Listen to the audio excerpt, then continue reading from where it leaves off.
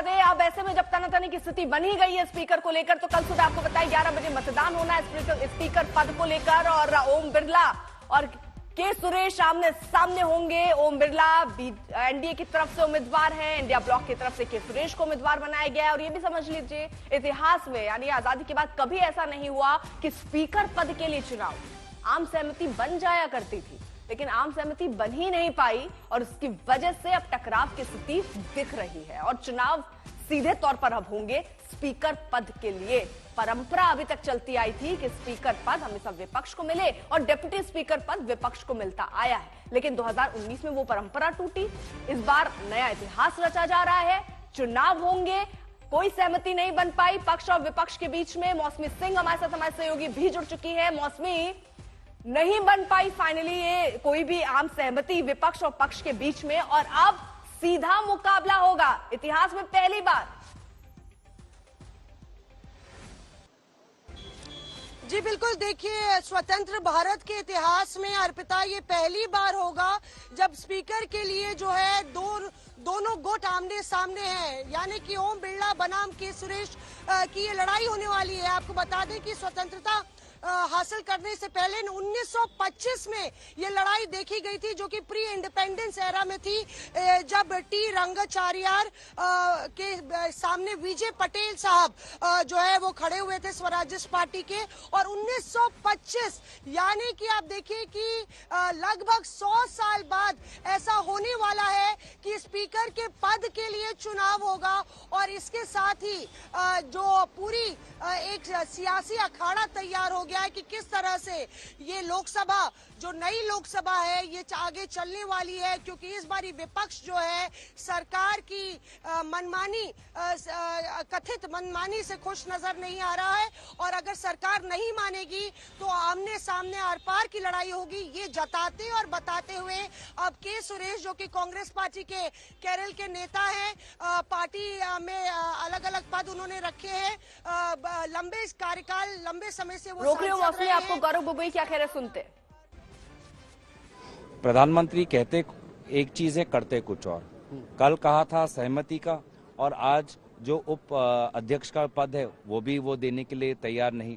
तो अगर पहले जैसा ही अहंकार बरकरार रहेगा तो हमारा भी लोकतंत्र को बचाने का और सदन की गरिमा को बचाने का संघर्ष बरकरार रहेगा। और इसीलिए हमने अपनी तरफ से के सुरेश जी उनको आगे हमने किया है।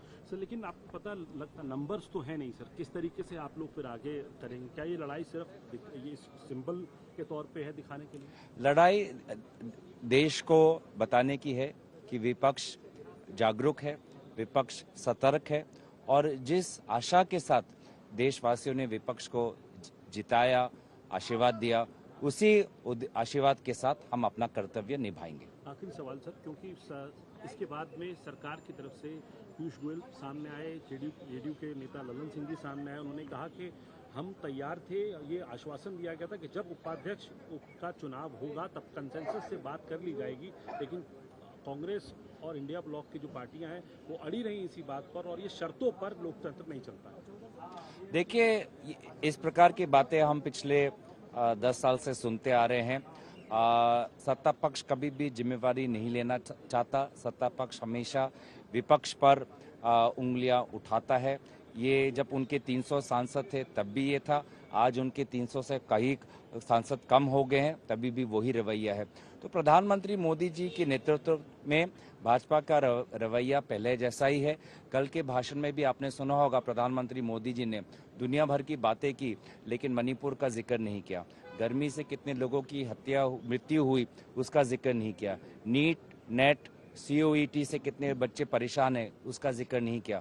जम्मू में जो हिंसा हुआ, उत्तर पूर्वांचल में जो बाढ़ हुई, विभिन्न जगहों पर जो पुल टूट रहे हैं, सभी का जिक्र नकारते हुए उन्होंने देश के वर्तमान की जो सबसे बड़ी मुद्दे हैं, समस्या हैं, उनको नकारा है। तो अब देखिए, लगातार बयान भी आ रहे हैं, चिराग पासवान क्या कह रहे हैं, जरा वो भी सुन लीजिए। तरीके से शर्त लोकतंत्र में नहीं रखी जाती, और खास तौर पे जब सदन के अध्यक्ष की आप बात कर रहे हैं, आप उसके सामने शर्त रखेंगे कि एक डिप्टी स्पीकर का पद जब तक डिसाइड नहीं कर लिया जाता तब तक आप सहमति नहीं देंगे। इस तरीके से लोकतंत्र नहीं चलता।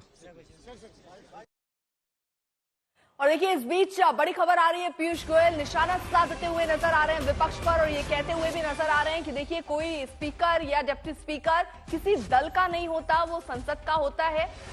सीधे तौर पर विपक्ष पर निशाना साध रहे हैं। विपक्ष की शर्त वाली राजनीति की निंदा उन्होंने की है कि किसी भी चीज के लिए शर्त नहीं रखी जानी चाहिए। स्पीकर सत्तारूढ़ या विपक्ष का नहीं होता है, ये बात भी पीयूष गोयल कह रहे हैं। किसी दल से जुड़ा नहीं होता है स्पीकर, स्पीकर या उपाध्यक्ष पूरे सदन का होता है।